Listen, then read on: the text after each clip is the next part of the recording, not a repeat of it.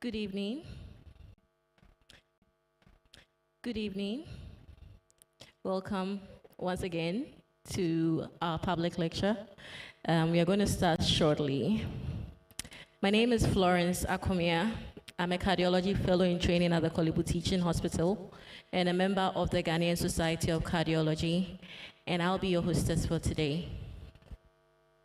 We were hoping that everybody would have been able to make it here, but unfortunately, the Accra Friday traffic has been our undoing, and so we are going to start whilst we wait for others to join us. So we'll invite Dr. Nanekia Sante to come and give us the opening prayer.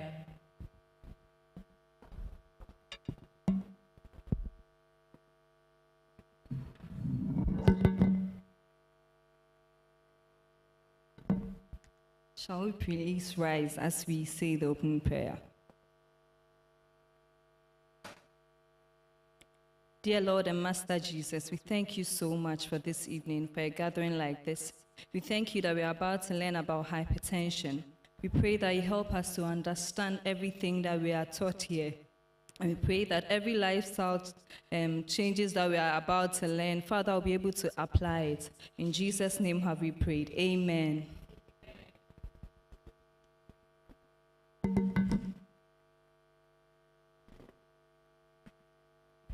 So before we start, I'll tell you a little bit about the Ghanaian Society of Cardiology.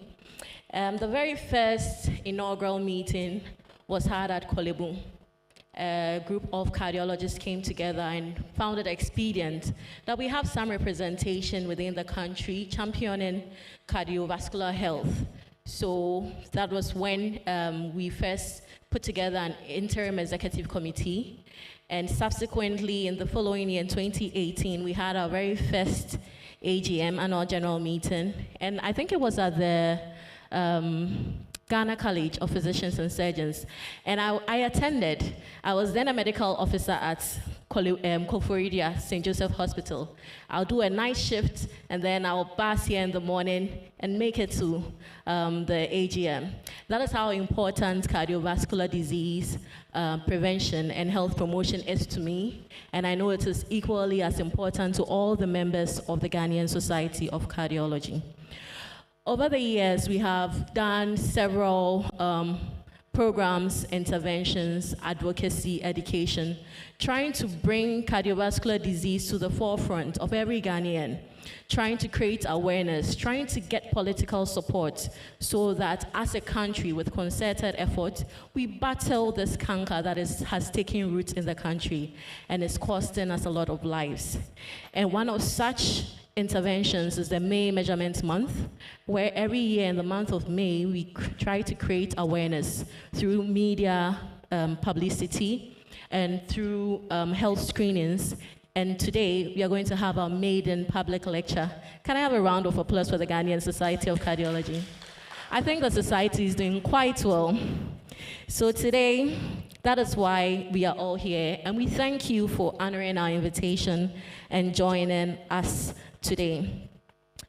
I shall be inviting the president of the Ghanaian Society of Cardiology, Dr. Collins Kokuru, to give us the purpose of the gathering. Thank you.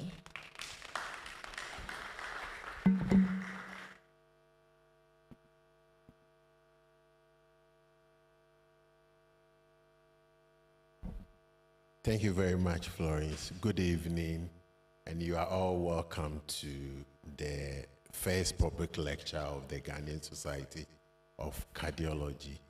And we are privileged today to be here because we are going to have insight into the management of hypertension from the lifestyle perspective. And I am thrilled that we are having this public lecture. We have a number of people online who are joining us, and so I will just want to say you are welcome. The purpose for which we are here is the team. We want to improve our care and our management of the patients and also ourselves when it comes to hypertension. And so I want to say that the organizers have done very well for us to have this first public lecture. And so I wouldn't want to waste much time, Madam MC. Please, I'll give it back to you so that you continue your program. Thank you very much.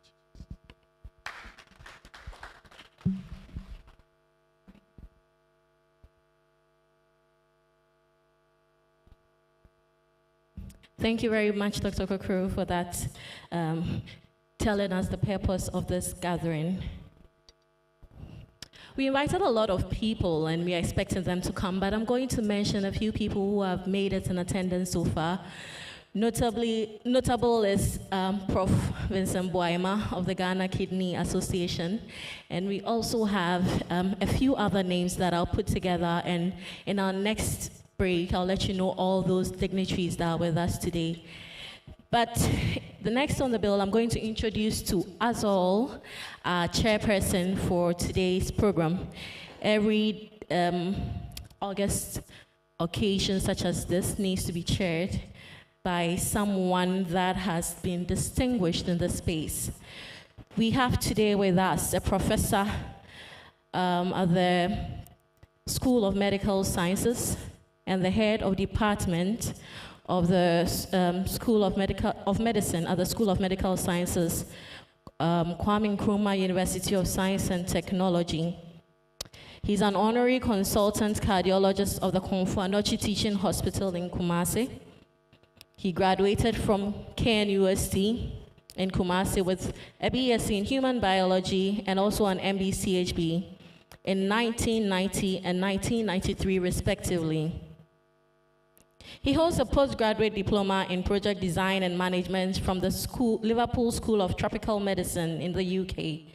And he trained in internal medicine and subsequently became a fellow of the West African College of Physicians in the year 2005. He then had a 2-year fellowship training in cardiology at the Cardiovascular Center Hospital in Belgium.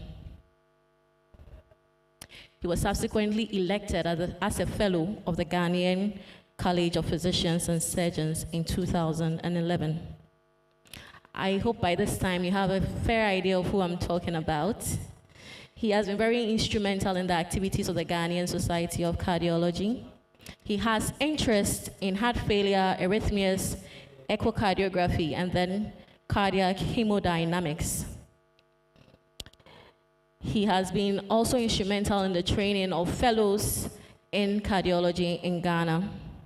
He's none other but the person of Prof. Isaac Owusu. Let's welcome him with a round of applause.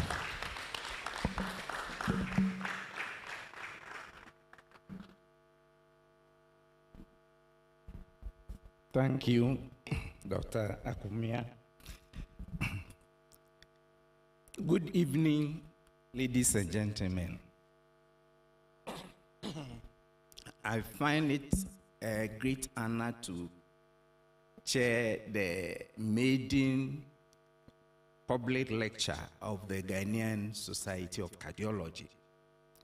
And as we are all aware, this lecture is themed Harnessing Lifestyle Choices for Hypertension Management. And I find this theme very appropriate for 2 reasons. First, we are having this lecture on hypertension in May. And as you are all aware, May has been assigned for us as May measurement month. The whole May is used to create awareness about hypertension and again encourage everyone, including us, to measure our blood pressures. I also find this title appropriate because of the facts about hypertension.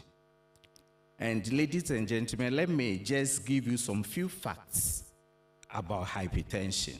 The facts: 2 adults with hypertension, the person would not be aware that he has hypertension. The burden of hypertension in Ghana among the adult population is huge.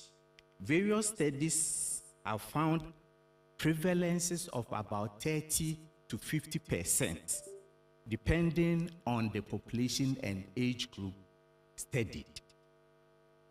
In fact, there has been a report of prevalence of over about 50.7% among 3,000 adults aged 50 years and above.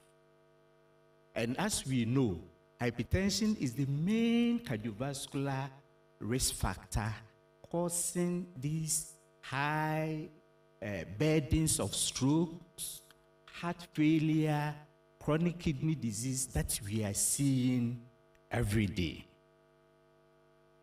Now, the key players in the development of hypertension in one's life are two.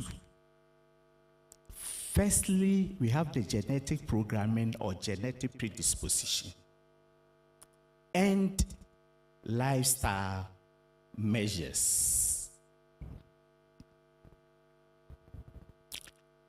The genetic programming, as we are all aware, hasn't changed much, but I'm sure that you all agree with me that our lifestyles have changed. We are leading mostly unhealthy lifestyles.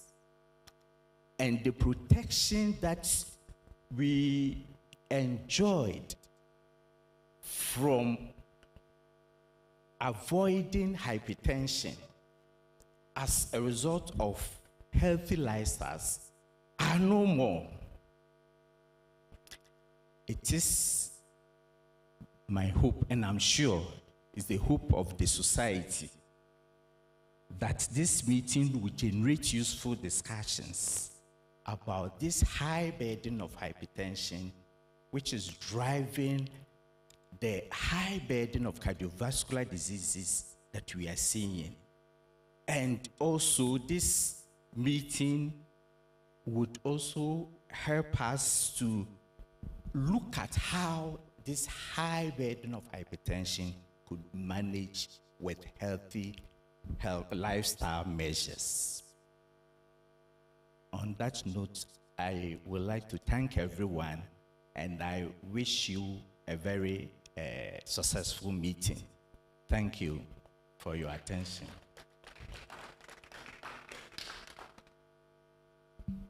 Thank you very much, Prof. Usi. The numbers are staggering, aren't they? 1 in every 3 adult Ghanaians have hypertension. It could be me, could be you. There are a number of us here. So quite a number of us should have our blood pressures checked if we haven't, because it's possible that we could fall within the hypertensive group. And as Prof. Owusu said, lifestyles have been found to be a driving force behind the increase in incidence and also prevalence of hypertension, especially in low and middle income countries like Ghana. So it's in line with our theme today, harnessing lifestyle choices for hypertension management. And to give us our public lecture on the topic is a distinguished professor, an alumnus of the University of Ghana Medical School, the London School of Economics and Political Science, and the London School of Hygiene and Tropical Medicine, where he is also an honorary associate professor. He is a fellow of the West African College of Physicians, Community Health, and a fellow of the Ghanaian College of Physicians in Public Health. And he's also a fellow of the Ghana College of Physicians, Public Health. He has been a principal investigator in a host of impactful research in the country. He has worked with the WHO World Health Survey Plus in Ghana, and he's also the chairman of the Non-Communicable Disease Injury Poverty Commission and the past vice president and chairman of the Ghana chapter of the West African College of Physicians. He's a physician, a public health practitioner, an academic, a researcher, and combines these skills to support, develop, and strengthen national and international health systems. He has worked on strategy documents for the WHO, UNICEF, Global Financing Facility, the World Bank, Ministry of Health, and the Ghana Health Service in health policy, planning, health financing, and non-communicable diseases, as well as aging. He has close to a decade of leadership roles in the university and is an immediate past dean of the University of Ghana Medical School, and he's the current provost of the College of Health Sciences, University of Ghana. He's no other than Professor Alfred Edwin Yorson. Let's welcome him with a round of applause.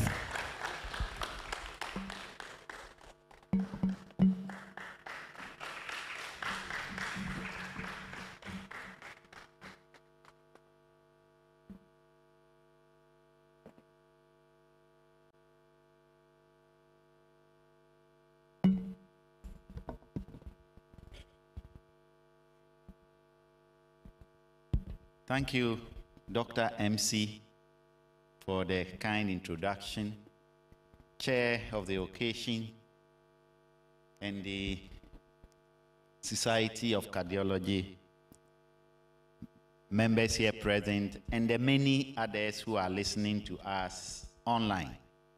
It gives me a great pleasure to be here with you this afternoon for this maiden public lecture of the Society. As we've been told, the discussion this afternoon is going to be harnessing lifestyle choices for hypertension management. I have elected to look at the health risk, which is lifestyle related, that influence the burden of hypertension as we see it. I will provide some highlights of national surveys so that it will also be some learning sessions. Sometimes we feel we may not have some data, some information on prevalences of some of the chronic non-communicable conditions. So we will look at these national survey data that's been conducted in Ghana. What are the implications for health and well-being? And then we look at how we can harness these to improve hypertension management through the lifestyle choices we make, and then provide some policy imperative as a country. So I will, in summary, say we are going to talk about data, we are going to talk about policy, and a bit of humor as we go along with the stories around some of the data. So, as has been said, global trends in non-communicable diseases continue to increase. And the major cause of death globally, if we pull all the disease together, we say global burden of disease. The highest among these is the non-communicable diseases, the NCDs. And majority of the effect of the NCD occur in low and middle income countries, of which Ghana is a part. Unfortunately, we suffer a high burden in terms of mortality regarding the non-communicable diseases. The low and middle income countries also suffer what we call double burden of disease. These non-communicable diseases are increasing whilst we are in a pandemic-prone sub-region. We still have infections around, and it's not declining as we would have wished. If indeed we separate out injuries and accidents, then we say we are suffering a triple burden of diseases. You always hear it's as if it's statistics. 3 people died on Accra Winneba Road or Accra Cape Coast Kumasi. These are human beings with names, people's fathers, mothers, and others. So it's a triple burden of disease, in fact, that we are suffering from. And we know hypertension is a leading cause of non-communicable disease death. And you will see some staggering statistics as Prof. Chair mentioned. We have evidence clearly to show that if you visit health facilities and you review health facility records, means these are people who are suffering from the conditions who have visited health facility and their records have been taken nationally. We call it the DIMS, the District Health Information Management System, right from the lowest level to the highest level. It shows hypertension is increasing. So at the individual level, we have information to confirm that. And at the population level, most times the only way you do this is by surveys. And I'll give you 2 national surveys which were done 4 years apart. And you see, interestingly, how close these results are. That in itself strengthens the observation that these conditions are real and is besetting and afflicting Ghanaians. The 2 population level data, I will describe it briefly later. So if we can see, this is a graph from 2011 to 2020, about 10-year, a decade analysis of all non-communicable diseases in Ghana. This is through the DIMS from all health facilities. And you can see we've put a median line there. And in epidemiology, when the median line is towards the right and is rising, we say the epidemic or the pandemic is on the rise, is on the increase. So it means the burden of non-communicable diseases in Ghana over the past decade or so has been increasing. If you separate out cardiovascular disease specifically, you see that it is also in a similar fashion. The median line is upwards and to the right. And the greatest contributor to cardiovascular disease, as we know, is hypertension. We will talk about these 2 national surveys. The first is the World Health Organization's multi-country study on adult age and global health. So it deals with aging and the health of the aged, with a component of those 18 to 49 years to compare with and see the burden. This is done in several countries as listed there. The last one we did was 2024. We are yet to analyze the data, but the previous one, which is this, we call it SAGE waves. We've done wave 0, 1, 2, 3, up to 4. The 0 was done in 2003, 2004, and these ones, the wave 3 that we'll focus more on today is 2019. The WHO stepwise approach is a standardized tool that is used to assess non-communicable disease burden at the population level. And that was also done in Ghana to comprehensively assess the nationwide risks of non-communicable diseases in 2023. So as I said, these were done 4 years apart, and I will show you very interesting observations as we go along. So from these national population level surveys, this is for all adults 18 to 80 years plus. For the WHO steps, the prevalence of hypertension was 22. If you put 21.7, it's 22. If you look at the SAGE, the prevalence overall is 22.4. So you see, this is telling the story. So as we said, probably in high-risk population, it may be higher. But the general population, including students, 18 years, all that, if you pull all that together, it means 1 in every 5 of those you see have hypertension. And these 2 national surveys are complementing each other. For those older, then the prevalence goes to as much as 1:3, almost 30%. And 1 in every 3 persons. So that's why I said, depending on the population you discuss, you see that These are also prevalences of many of the non-communicable diseases: arthritis, angina, chronic lung disease, asthma, depression, hypertension, and others, stroke, cataract, all that. You see the peak, hypertension's peak, way above everything else. That shows the high prevalence of hypertension within the country. So we have prevalences for all these non-communicable diseases at the population level. There are interesting findings there that at the population level, hypertension is more prevalent amongst females.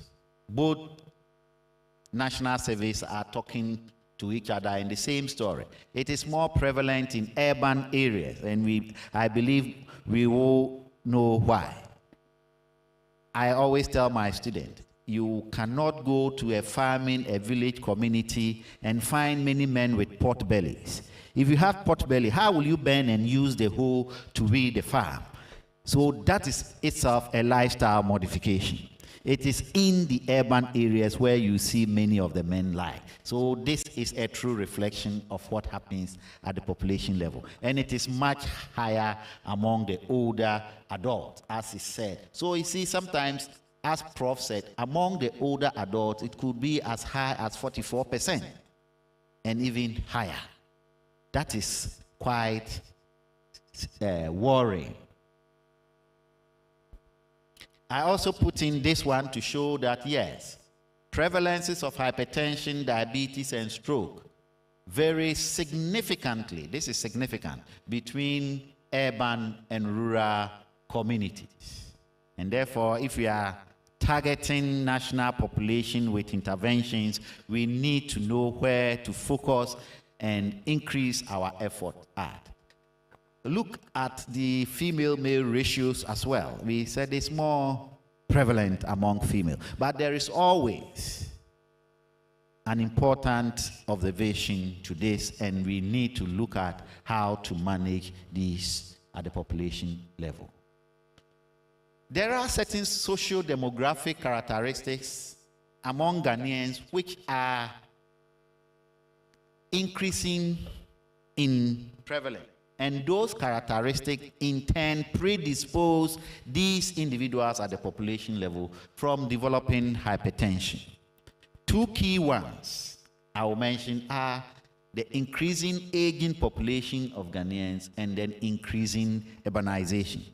We say the risk is higher in urban areas, and therefore the more the country becomes urbanized, automatically the higher the risk is going to be.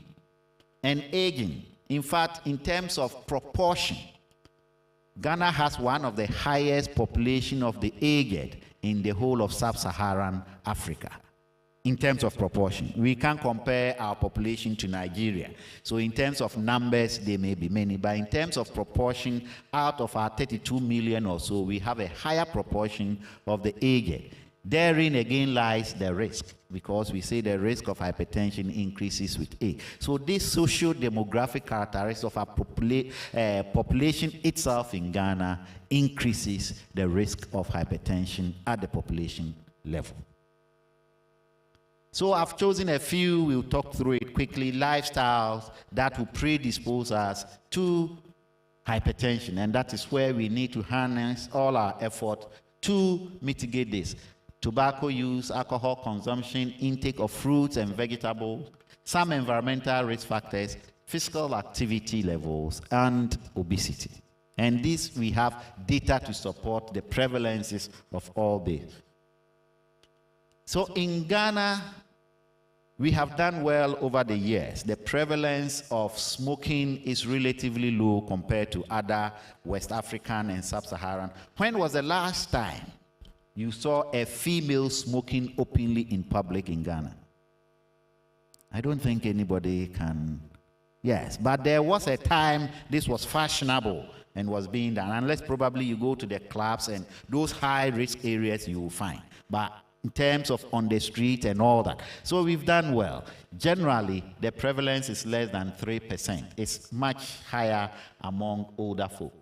And Interestingly, men are 25 times higher in terms of smoking currently than females. And these two national surveys talk to each other. Rural residents, yes. We assess all the types of tobacco that is used, those that are chewed, or that anything that has nicotine. So it is not surprising that the local communities have those higher prevalences, especially some areas in the country. And it's also interesting to know that it is quite common among the very poor. If you assess incomes, the very poor in the societies tend to have that high level of taking any type of tobacco. Alcohol use. We assess those who have used alcohol excessively beyond the WHO recommended standard over the last 30 days. And you can see that both national surveys are saying that prevalence of alcohol here is about 23%. The other is about 17. More in the rural areas as well. So some of these risks have population and national distribution. It increases with age. The older people get, they might drink more. And we say it peaks around some ages between 30 to 45, when people probably are now working, have some income, and have some disposal to spend on other things. So heavy drinking was also higher among males. Fruits and vegetable intake. We assessed it. You know, we advise and educate people on healthy diet. That's the eat well plate. If you do the distribution, it must have a huge component of fruits and vegetable. Little carbohydrates, more proteins. Unfortunately, our diet, traditionally, as a people and people of African descent living in Africa, tend to have a huge proportion of their diet being carbohydrate and less of the fruit and vegetable. So more than half of all the persons 50 years and above who were assessed here had insufficient intake of fruit and vegetable. For all the adult 18 years and above, it's also the same. Majority of respondents do not take sufficient vegetables and fruits. However, there were no differences between high income, low income, urban. They were, but they were not significantly different. But what was key was that our diet do not contain sufficient fruits and vegetable needed to protect the heart and other organs in the body, as it were. Another key lifestyle habit that we need to educate people on is addition of salt, especially at the table. And you see it's also there. 13% of the population always, often, add salt or salty sauces to their meals. And this is especially more common in the urban areas. There are some men, no matter how well their wife cook, they will always add salt to the food before they eat.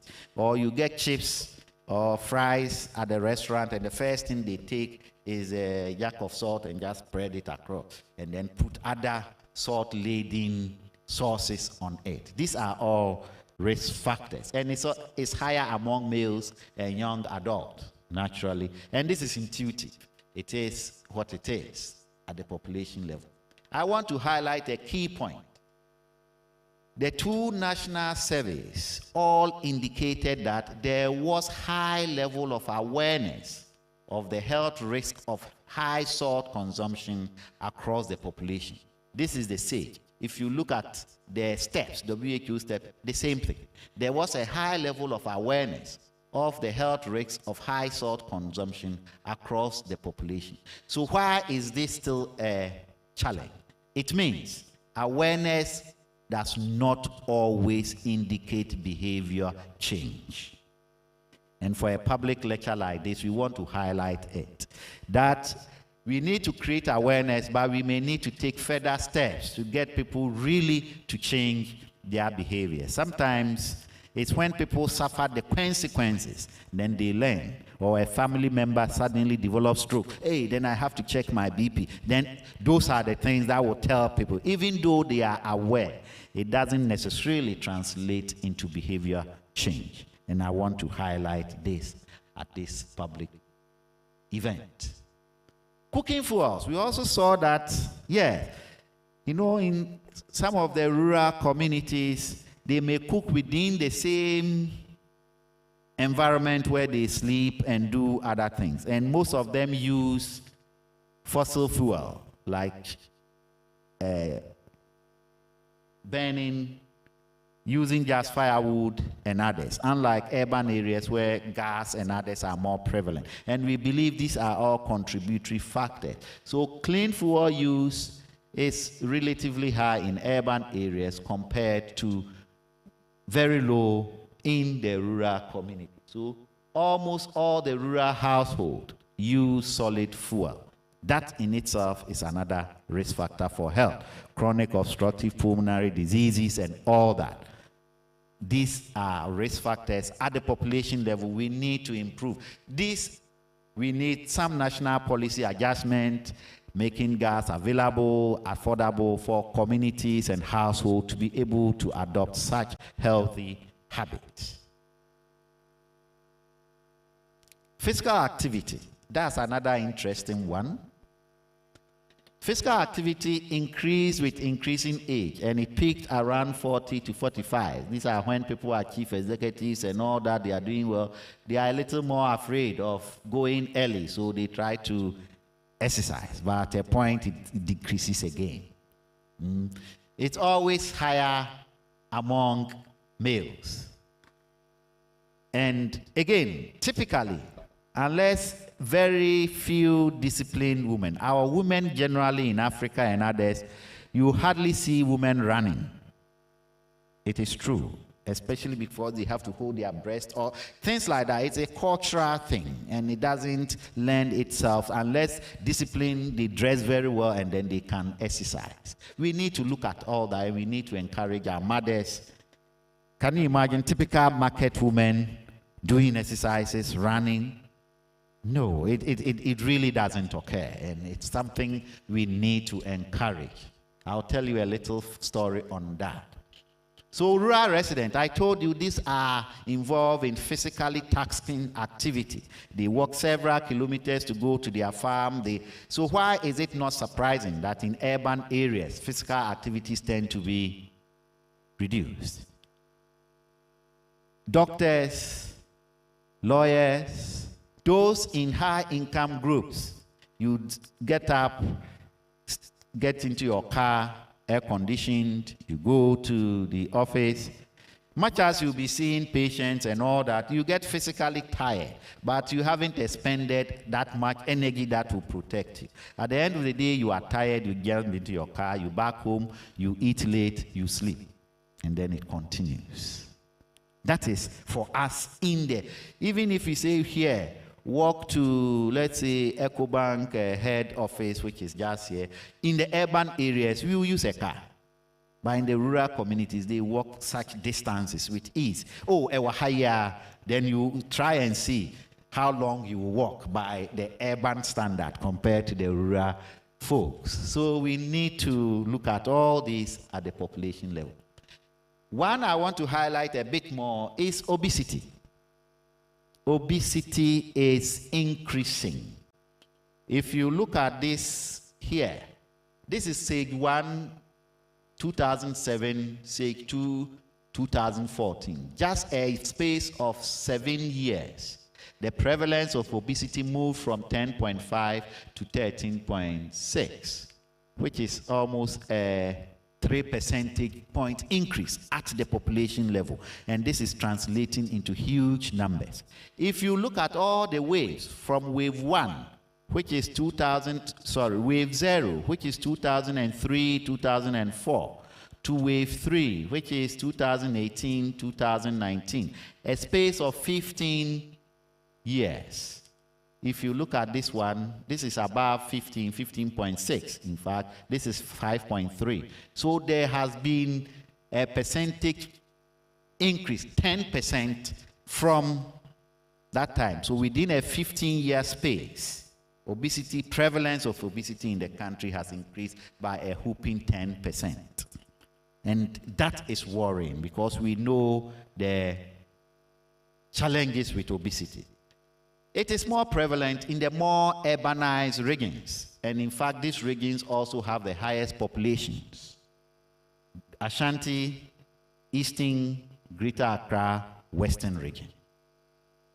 These are arguably the most urbanized and also the high population areas. This is wave 2, wave 0. So it's not like just one national survey. It is telling a story. It's more common in the southern regions. That's obesity.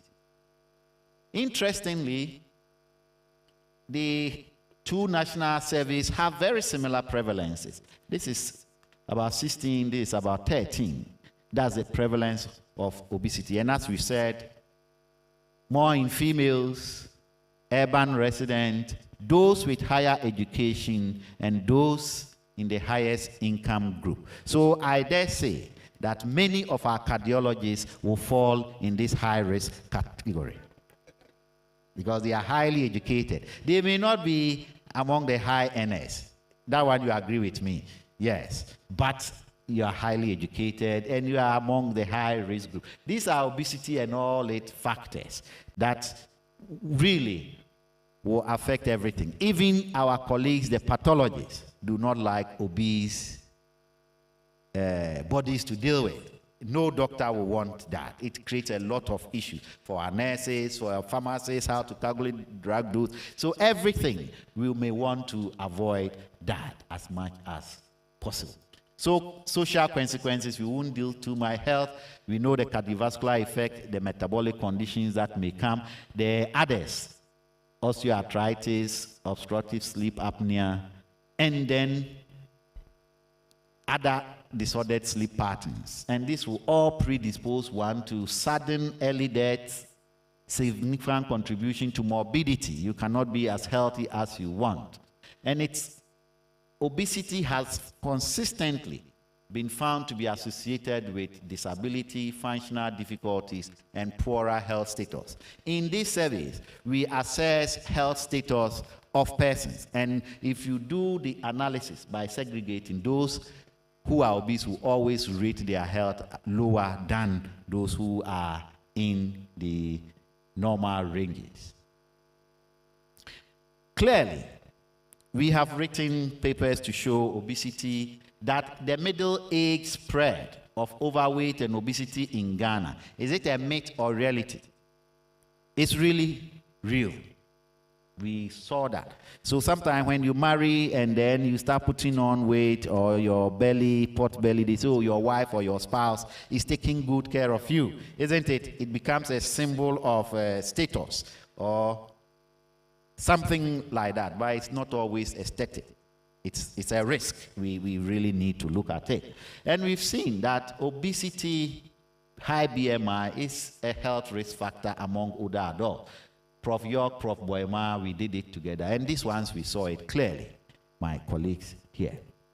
The important thing I want you to say that some of these are purely lifestyle.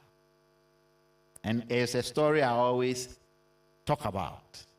Auntie Mansa is one of our ardent market women who sells to serve and service Ghanaians. Auntie Mansa will wake up early morning, either in her own vehicle or a rented vehicle, pack her wares, go to the market, probably Makola, Malata, wherever.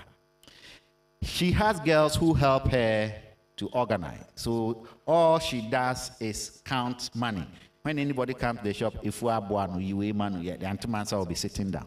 Anything that passes by, Auntie Mansa will buy some and eat throughout the day. And because she hadn't eaten, and Accra traffic, city traffic, she gets home late. But because she hasn't eaten from home, she won't sleep. She hasn't eaten. So by all means, food must be cooked for her, either fufu, banku, whatever she'll have to eat. She's already tired watches probably a Jacko or Lewin or something on TV, 15 minutes she is asleep. She does this for 10, 15 years, and they become morbidly obese. That's why we say, Mami Agbo, those, yes, it's pure lifestyle. It's not like they have so much money. It's pure lifestyle. And therefore, if our mothers come to church, probably, and they are dancing and waving their handkerchief, just allow them, give them more time. Probably that's the only exercise they will do the whole week. So if there are pastors amongst us, give our mothers some time to exercise in church, dancing and shaking off, sweating a bit. You are helping us. Our women are exercising a bit. So those are the little things we need to look at. A number of non-communicable conditions as a risk for which hypertension is a key part. I want to let you know about one health paradox that I have 10. I have 2 of them. These are the top 10 causes of mortality among Ghanaians. So look at it. The first one is hypertensive heart disease, cardiovascular diseases. These are the top 2. So these are the conditions that's killing Ghanaians the most. We did an analysis of all the resources that come into the health sector in 2021-2022 through a World Bank project. We saw that for general health system strengthening, about 90 million. For malaria, 54 million, things like that. Or reproductive, maternal, and child health, 53. Do you exactly know how much directly was being spent on mental health, non-communicable diseases that received less than 1 million? That's a paradox. The things that are killing your people are the very things you are limiting resources to. These are the policy imperatives we need to look at. So it is commendable that we are now making serious efforts to non-communicable diseases, and with the recent outdooring of the president's initiative looking at chronic community, that is a good policy which will still push some money into these high-risk areas, and we commend them for that. And we also need the NHIS to be strengthened so that we can still take care of such conditions. Otherwise, we are neglecting what is killing us. We are not saying reduce the monies for, before my colleague will bounce on me. We can't reduce that for malaria. What we need is more commitment, like the policies that is being rolled out, and these are commendable. So to harness lifestyle choices to manage hypertension, we use this model. We need national policy to guide. We need the community to do things. We need family relationships, and then at the individual level. So let's take a few of these, and then we'll translate them a few slides on into national policy. We know that to harness lifestyle choices at the individual level, we need to make some dietary changes. As I said, the Eat Well plate, reducing salt at the table. These are not difficult things to do. As individuals, we need to look at this one. Physical activity is important. Let's try, no matter how busy our work schedule is, let's try and find some time to do a little exercise to make us more healthy. Weight reduction is important. Limit alcohol intake, and then stop smoking. These ones, nobody will force you to do this. You can harness your choice. It's a matter of choices, and it's not easy, but we encourage the public and everyone to adopt these healthy choices. Community level, we need to look at outreaches, BP checks. I will tell you another paradox regarding some of these ones. We need to get our people's BP checked, even at the lowest level of the health system. Once anybody gets into a CHIPS compound, before that person leaves, the BP must be checked. Fortunately, we have national policies looking at that direction, and I will highlight it in the next few slides. We need peer support groups. It's not easy. If you live in a community, you can form a group and then do the exercises and things like that. Health education promotion campaigns are important, and then generally, traditional methods that will reduce salt in local diet should be encouraged. How about enabling systems? I've mentioned at the health system level, we need to look at routine BP screening. We shouldn't let anybody come into the health facility and go without the BP being checked. Enhanced chronic disease clinics, even at the lower levels of the health, and then make medication accessible at community pharmacies and all that. They can be very helpful to us. Why should the health system be structured such that somebody whose BP used to be high but has been reduced to 40, 40, 80, thereabout, still come and see the cardiologist in the teaching hospital just for refill? Why don't we create the system such that we spare our specialists to look at more the difficult cases and manage some of these ones at the lower levels and the community level to prevent the risk generating into severe consequences? Then our cardiologists will have a lot more on their hands.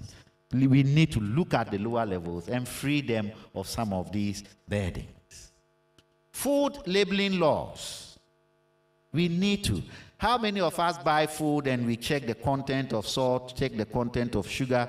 Even the expiry date we don't check, let alone going into such details. Sometimes it's important. Urban planning, I'll talk a little more about it. Taxation policies. We need to introduce some sin taxes. We've already started that, but we need to look at it more. And then NCD management in the NHIS and the universal health coverage. So I want to provide a few policy imperatives.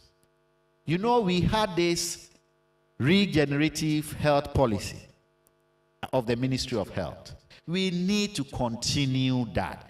Healthy eating, drinking adequate enough water, physical exercises, having enough rest, and clean personal and environmental hygiene. These are the 5 key pillars of the regenerative policy.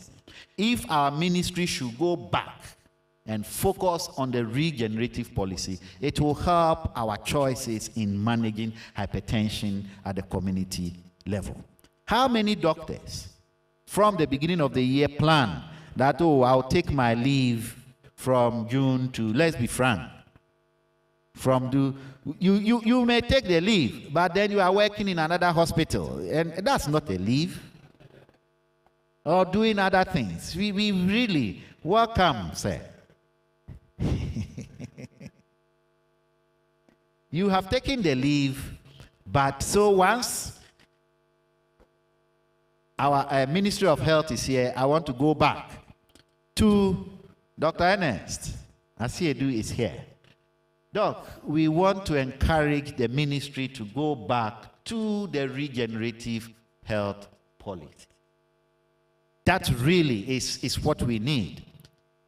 Healthy diet, exercise, rest, adequate water. Yesterday, one of our senior colleagues gave the inaugural lecture, and they are seeing a lot of kidney stones simply because people are not drinking enough. These are the little lifestyle choices that we need to encourage our people because of the heat, because of our environment.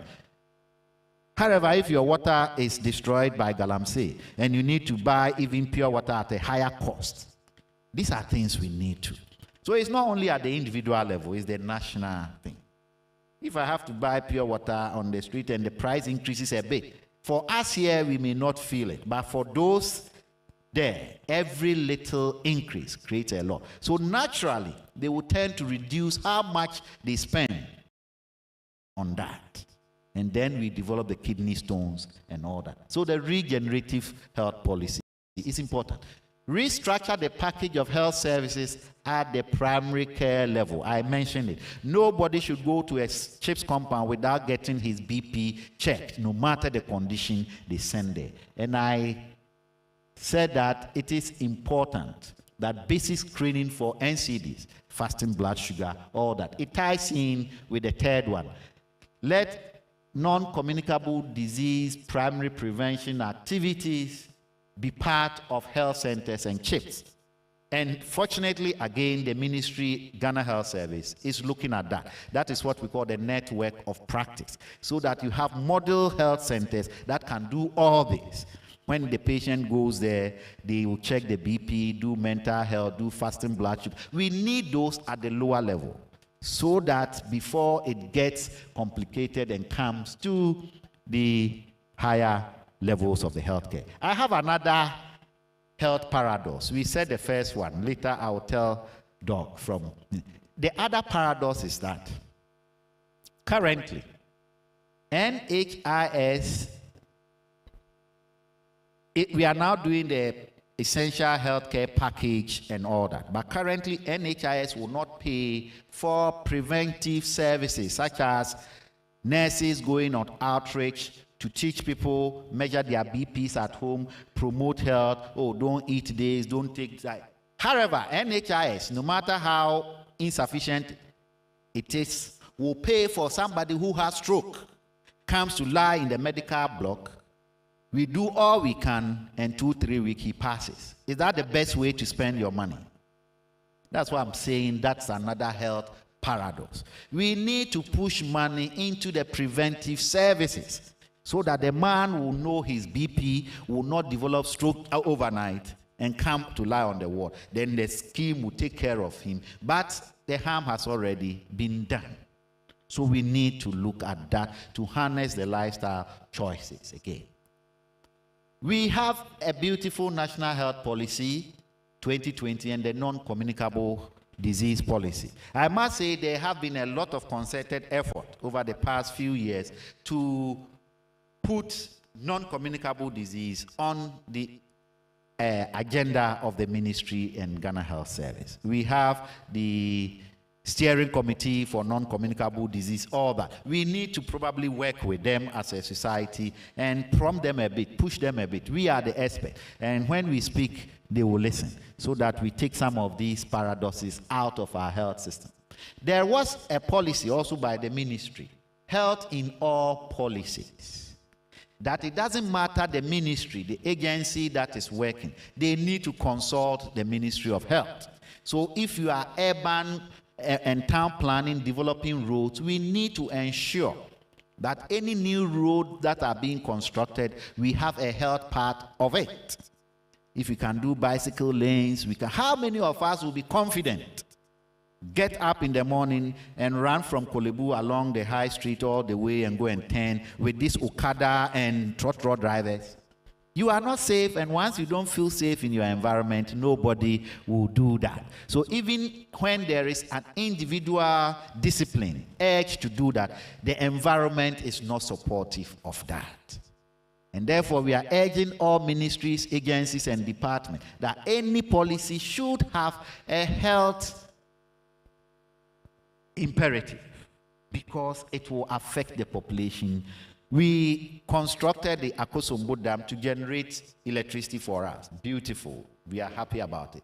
But areas where there were no schistosomiasis have become pandemic areas for schistosomiasis because of the environment that, and therefore we needed to put in a whole program, VRA, doing that. That is an example that any major thing you do may not necessarily be health, maybe energy and all that, but there is health implication. And therefore, the health in all policies, urban planning, and taxation policies. I think I have the taxation policy somewhere there. We need to. Some of our colleagues in academia, School of Public Health, with their collaborators, have done some work, encourage government policies, so put some taxes on sugar-laden beverages. The market business people were up in arms. Certainly, you experienced that, but we needed to do that, just so that those are the ones we call sin taxes. We did it for tobacco, cigarette, and all that. So it will not be that easy and cheap. And therefore, again, if the mother is sending the child to school and can get bananas cheaper than a bottle of Coke or a bottle of Tampico, all that, the option will be to go for the fruits. But the fruits are so expensive, and therefore the easier option is buy the Coke, buy Bell Cola, buy all those ones and get them. That's not healthy. Enabling environment, yes. Roads with pedestrian walkways and bicycle lanes. And then residential blocks with green areas to promote outdoor activities for children and adolescents. We are building. Everywhere is being built. There are no green areas, no parks, no. Where there were even parks has been used for construction, hardcore construction. And we've covered all the areas. No wonder when it rains in Accra, we are in trouble. Let me give you a little explanation to some of the effect we are having. You know the Ebri Mountains, not the when you are climbing to Peduasi and the sides.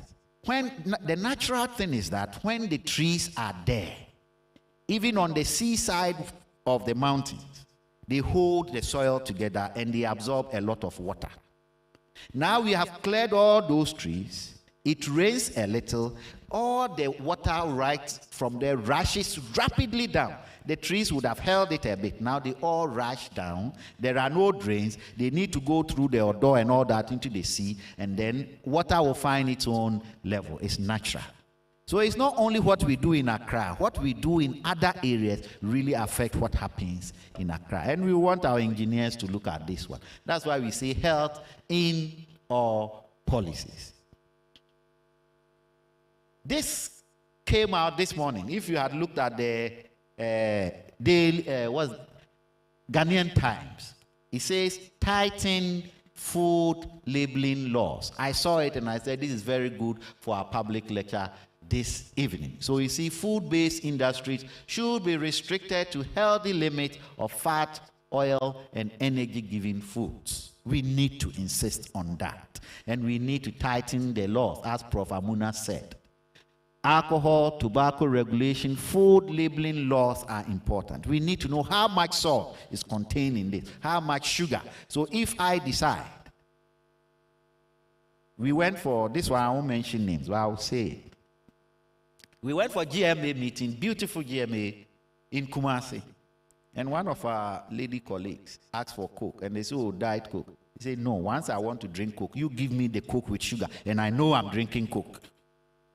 Do you get it? Those are options. Give us the alternates, so that if I decide I want to go for the sugar one, I go. If I decide I want to go for the diet healthy one, I go. But now we don't have alternative. We don't even know how much is in there. So it is important that we do this. And then exercise clubs in schools, communities, societies. We need to encourage our children. Their neighborhood security, I've said that. Critical for outdoor exercises. If you are in areas where there are no light, street light, you think you'll be bold enough to come back from work, and around 9 p.m., 10 p.m., you say you are going for a walk, or for... You come home without your phone, if that is what you want.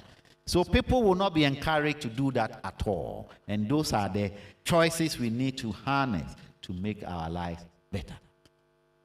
Policy implication at the family level, we say the responsibility and the individual level of health lies ultimately with the individual.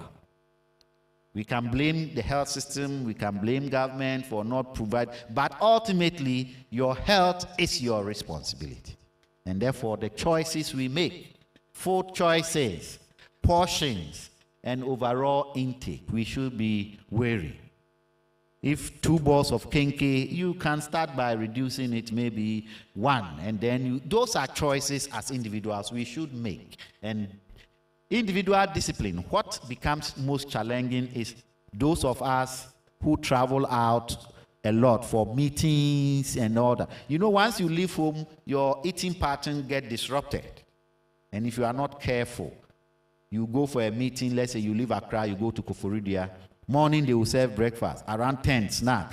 You go for lunch to 1 p.m. 4 p.m. lunch, snack. And then evening dinner. When you are home, do you do that? No. And you do this for 5 days. Then director will move to another region. Then almost 3/4 of the year, that's what you are doing. You are disrupting the eating habit. And we need to look at that. We are also encouraging the scientific community to show responsibility and translate evidence into everyday things. People will understand. This is the research we've done. And finally, the media. Our media is very active very supportive sometimes, but there are a plethora of messages often leaving listeners confused, isn't it? So many things, left, right, center, and it is difficult. So we probably need to, as a society, again, engage the media and then see how best in the ministry. The ministry doesn't have as much money as some of the private practitioners do, especially traditional practitioners, and they do all kinds of adverts on TV. And it's difficult to really seek through and get which is true and which is not, and everybody gets confused. So to end, we need to identify the health risk and then focus on interventions that will improve health. The low-hanging fruit, policy changes, individual lifestyle choices, harness that, but this will all happen in a healthy, conducive environment that supports these choices. So the health and social policy is important. That is what I have just highlighted as a key message from this. Hypertension and associated risk factors are prevalent, and it is clear they are increasing in the Ghanaian population. Many of the risk factors are preventable through healthy lifestyle choices, as I have shown you. Early identification and focused interventions will improve the health of the population, and we need to do that by national policy changes, identifying the risk at the very low levels of the health system, not only at the teaching hospitals when complications have already arisen.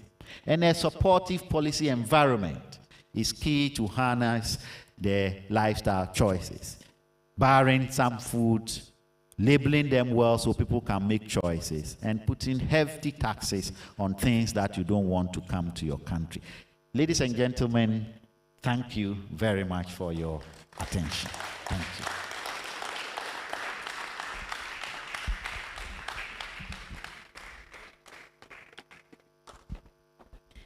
you. Another round of applause.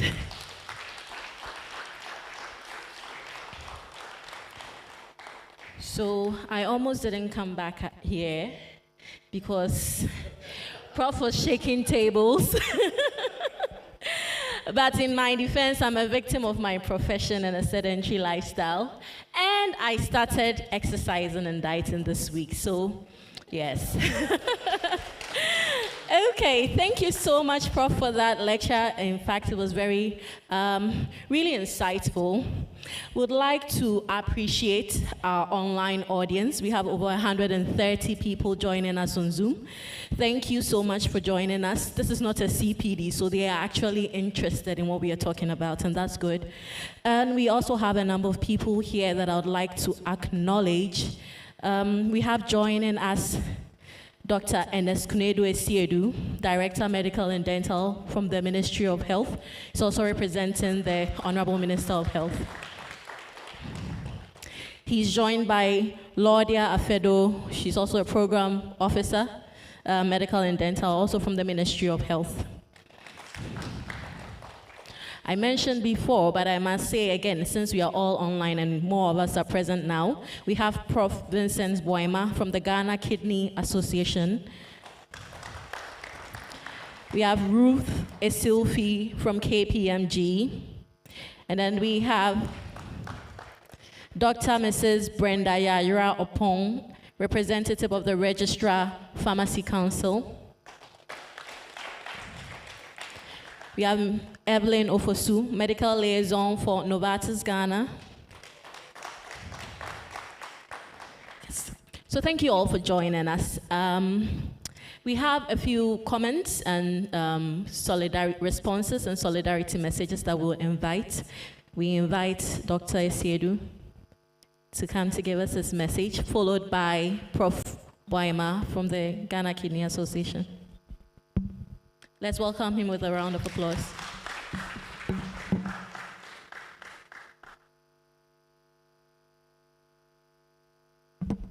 Thank you very much. And good evening. When I got in and I saw Prof's presentation, you can see that I've covered something. That lifestyle. And Prof was talking directly to me that when you go for this program, I'm actually coming from one program, and I've done the thing.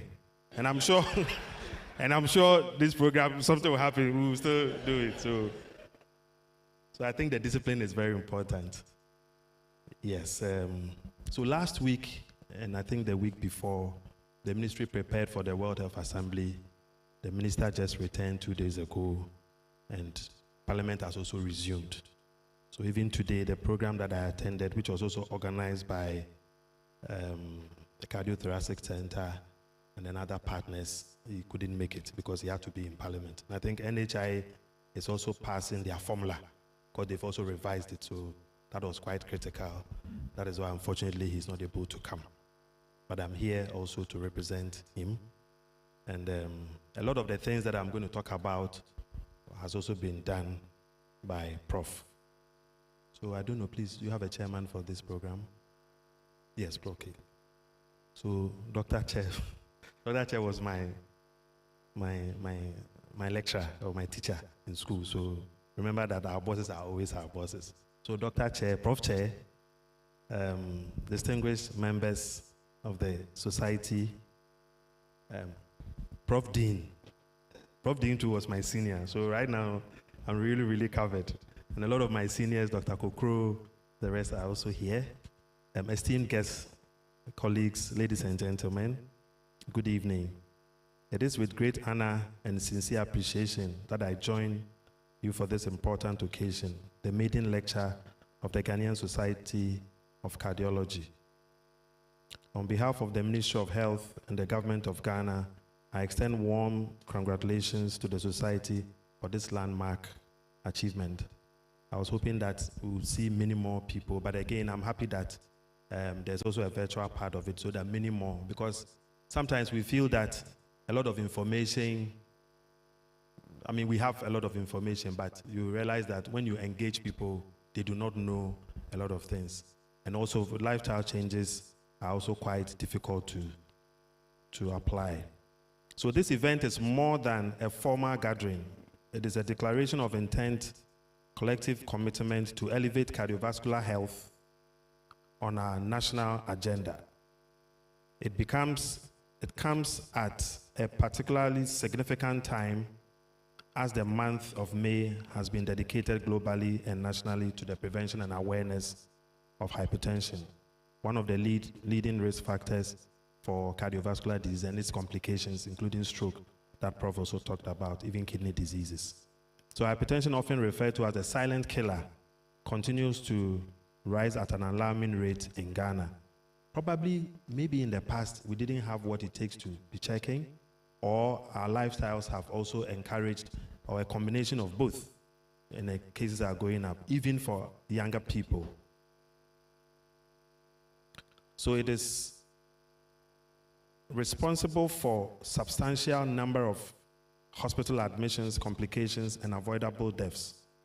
And what makes hypertension even more dangerous is this tendency to go unnoticed and untreated for years, often until serious damage has occurred. I think, again, Prof mentioned that as part of the network of practice, which ultimately is looking at the basic level through from CHIPS compound, health center, and even up to the polyclinic level, where the ministry is promoting primary health care, free primary health care, where everybody can benefit from services. And clearly, the gadget that we need to check our BP is not one of any other special tool. And so we continue to encourage and ensure that at every level, the minimum that can be done is that anybody who comes in contact with the health system will have at least the BP checked. And again, we are also hoping that all these equipments that we use are calibrated to give the right results. I recall that in my clinical practice, when you check the BP and it's normal, you never recheck. It's only those who have an abnormal reading that you are likely to recheck. But when the reading is normal and the equipment is faulty, we let these people pass. And sometimes this is where the challenge is. They may seem to have normal readings all the time, but the day they appear in an emergency, you realize that their BPs are in the roof. And then we say that they didn't really adhere to what we were supposed to do. But we have always been seeing them. Even sometimes we find them in the maternal health record books where people might have seen their BPs going up, but typically nothing was done about it.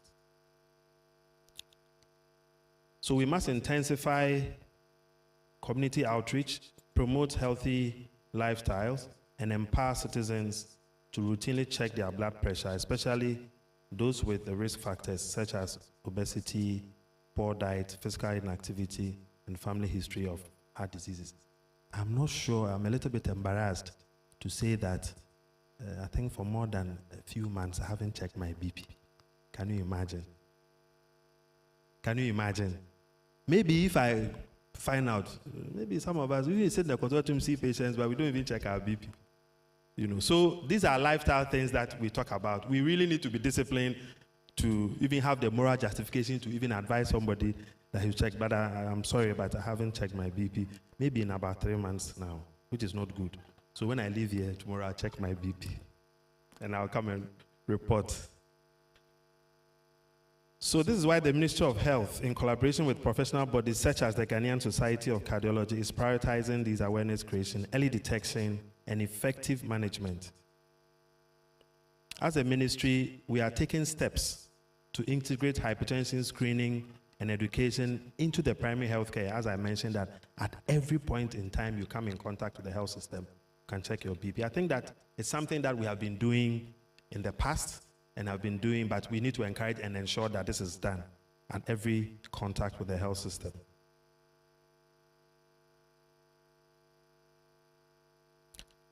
So we also want to strengthen our supply chain for essential antihypertensive medicines and ensure that health workers are well equipped with the skills and the tools to be able to support patients. We recommend the Ghanaian Society of Cardiology for its leadership, advocacy, and contributions to improving cardiovascular care in Ghana. Your efforts are vital in shaping policies, supporting training, and most importantly, ensuring that our people live longer, healthier lives.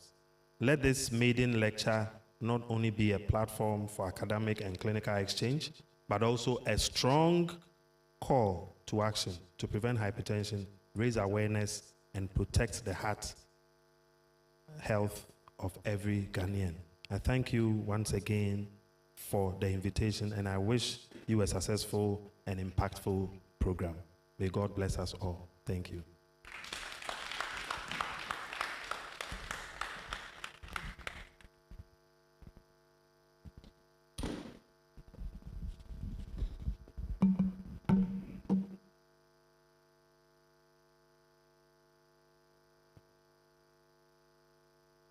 See, our cardiologist, MC, doesn't want to come up here again. So, Prof. Chair, my own provost, who happens to be my classmate, and I'm privileged to be here listening to him. The minister's representative, pardon me, I don't remember the name, I'm sorry about that. It's worth noting, Prof. Chair, that the heart and the kidneys have always been in romance from ages. And all the things that Provost talked about equally affect the kidney as much as they affect the heart. So all the policies, all the preventive measures are also equally very, very important for kidney disease prevention. And I must emphasize what the Provost said earlier on. We shouldn't sit in tertiary hospitals for end-stage kidney disease or heart failure to be referred to us. We probably should be out there helping policymakers, public health physicians, detect hypertension early, detect diabetes early, and put in measures to treat these things to go to either prevent heart disease, prevent kidney disease, or delay progression of such. That's really very important. Other than sitting all the time waiting to put somebody on dialysis, waiting to give somebody SGLT2 inhibitors, which they can't afford, we should be out there trying to prevent the development of kidney disease. We should be out there trying to prevent the development of heart disease, or better still, early detection, so that early treatment can be instituted in order to delay progression of such that we can give people a better quality of life. These things can be reinforced or emphasized right from the grassroots, from the chief's compound through to the primary care units, even before it gets to us. And I'm very, I must say that I'm privileged to be part of the cardiovascular disease committee who actually did develop the cardiovascular disease guideline. So that's a starting point, and kudos to the Cardiology Society of Ghana, this one achievement, and we congratulate you for that. And also I've been part of the Diabetes Society as well, who also came up with a guideline all geared towards detection of these chronic diseases very early, and then treating them to go in order to prevent development of end organ damage.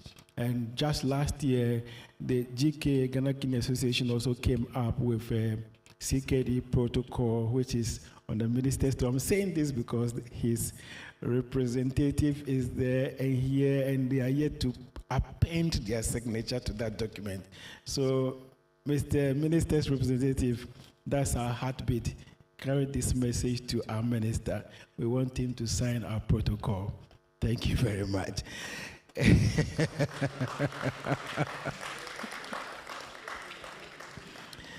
So before I sit down, I'm doing this on behalf of the Ghana Kidney Association President, Professor Samson Entry, who is unable to be here. And we are very, very happy to work with the Cardiology Society in order to detect chronic disease early and also delay progression of disease and the treatment to go to prevent development of end organ damage. We congratulate you on this maiden event, and we hope to see such events in the future geared towards public education to prevent development of non-communicable diseases in our dear country. Just as the Provost said, there's Mahama Care now, and we pray and hope that these funds, through these health policy scheme, would really be to the benefit of all and sundry, those with chronic kidney diseases. Sorry, I'm kidney biased, forgive me. Those with kidney disease, sorry. Those with chronic diseases all over the country would benefit from this scheme, and we would hope to decrease the rate of mortality, rate of morbidity, and give people, Ghanaians, the youthful people of Ghanaians, a better quality of life. I'm saying the youthful because when you take kidney disease, majority of our patients are between the ages of 20 to 50 years. You probably have the same story like we have. So let's work together as a team and help the Ghanaian folk. Thank you.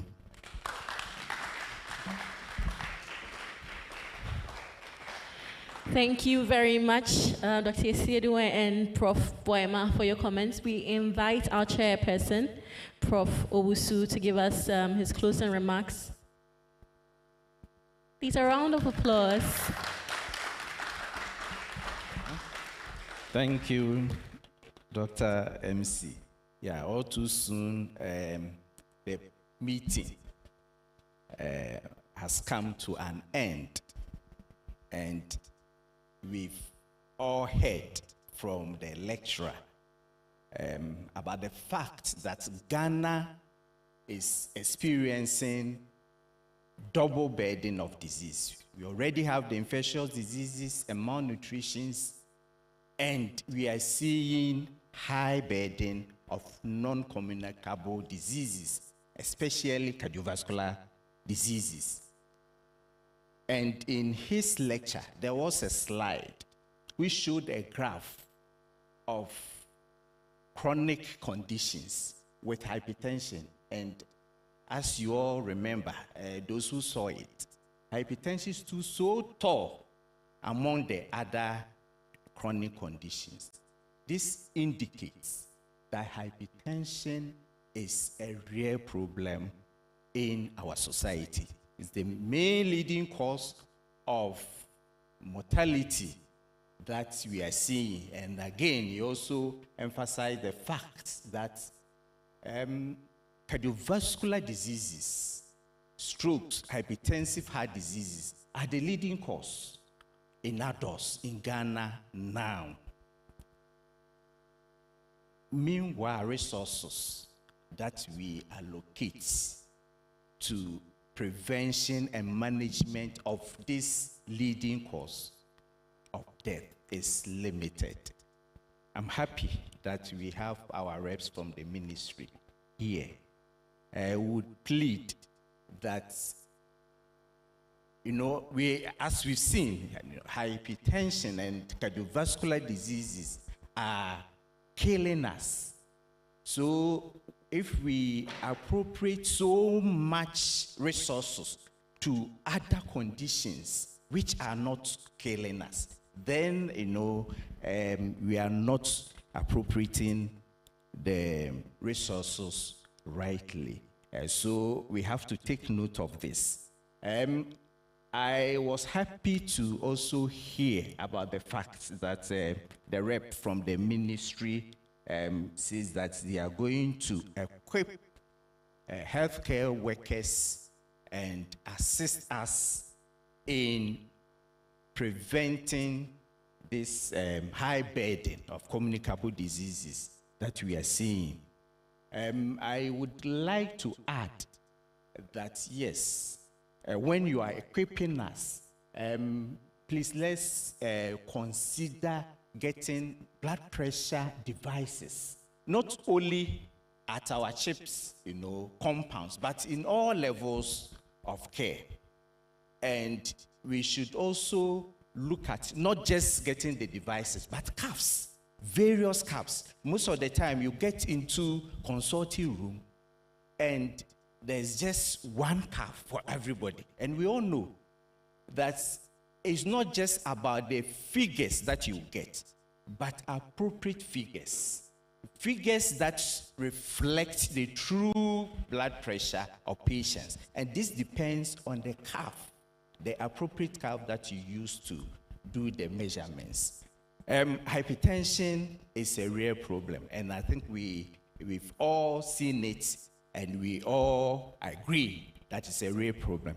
That's the most important thing from the lecturer, is that it's largely preventable. It's something that we can prevent. If we put all the resources together and appropriate the resources very well, I'm sure that we would be able to control this high burden of hypertension, which is killing many adults in this country. On that note, I would like to thank the Ghanaian Society of Cardiology for, organizing such a very important public lecture. And I'm sure that the discussions will not end here. It would continue. And I'm also suggesting that the ministry should also work closely with the society in combating this high burden that we are facing in Ghana. Thank you all for your attention.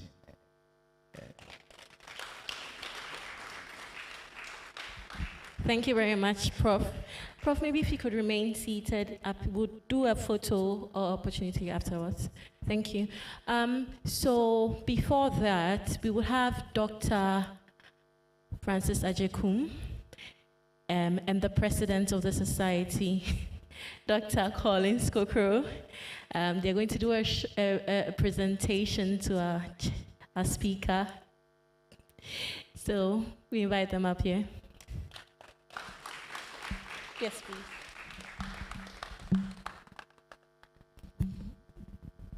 I decided not to climb to show my obese stomach, but Florence still wants me to come up here.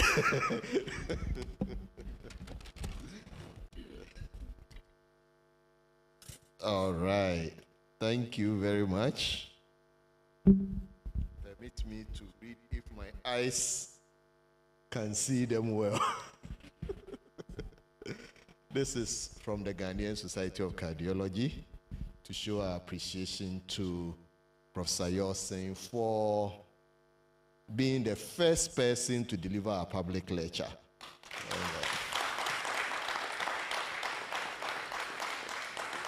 So, Professor Alfred Edwin Yosin, by the Ghanaian Society of Cardiology, at his first annual public lecture. On this special occasion, we honor you, a distinguished speaker, for your decades of commitment to the cause of reducing the burden of non-communicable diseases, including cardiovascular diseases in our country, Ghana, and beyond.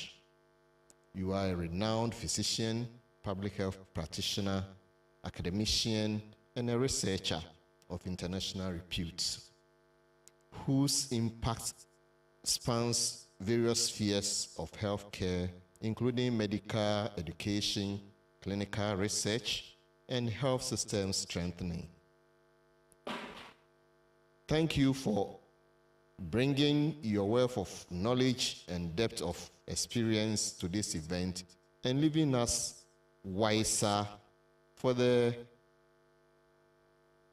provoking thoughts you have shared with us today. We will no doubt leave here very inspired, empowered, and equipped to do more and be agents of change as we work together to reduce the burden of hypertension and other cardiovascular diseases in our nation and beyond. Prof. Yosin, Provost of the College of Health Sciences, the Ghanaian Society of Cardiology says, Ayeko mo eni ejumapa.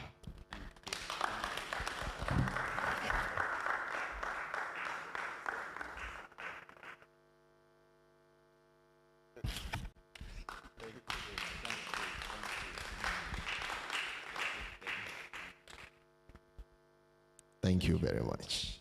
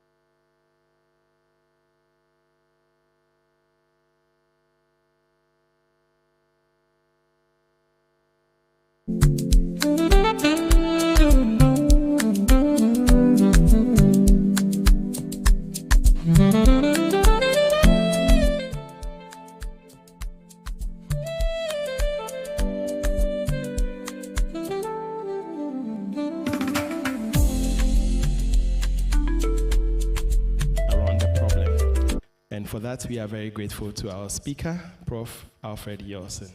Thank you very much once again. We are very inspired. I would also want to say a very big thank you to our chairperson who steered affairs amidst all the challenges of being in an urban area and everything. We are very grateful, Prof. also, for honoring the call when GSE came crawling to you. Thank you. We are also grateful for the representatives from MDC and the Ministry of Health, and especially being short notice that you still took time off a busy schedule and still made it here. We are grateful. To the GKA representative, my very own Professor Vincent Boima, thank you very much. The short notice was by text, but you still answered. Thank you. We are also very grateful to the president of the GSC, to the vice president of the GSC as well, and all the leadership body of the GSC for pushing for this agenda. We know this is the first of many, and we know it can only grow from here, and we can be more and more impactful from here. We are very appreciative of the GSC for thinking about this and for pushing through this amidst all the difficulties. So to the GSC, a very big round of applause to appreciate them.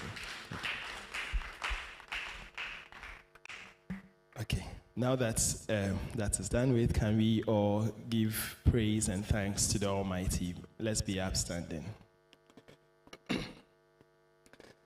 Heavenly Father, we bless you for today. We thank you for the opportunity to stand together with a common theme, to stand together to say that we need to address the menace that hypertension is turning the society into. We appreciate you for the great minds that have been here to partake and to deliver wisdom into our lives. We pray that this may not be where it ends. As stated earlier, that these negotiations, these interactions will proceed and prosper beyond these walls. We pray that lives will be changed, lives will be saved, and lives will be made better because of these interactions. We thank you for life. We thank you for being God in our lives and in all our affairs.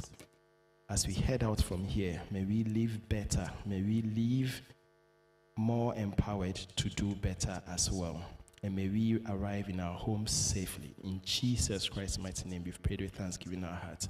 We thank you for the Ghanaian Society of Cardiology, and we pray, may it live long and may it prosper to change the society. Thank you. In Jesus' name, we've prayed with thanksgiving. Amen.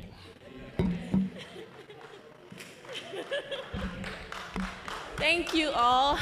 There's going to be some item 13, and the photographers are also available. Yes.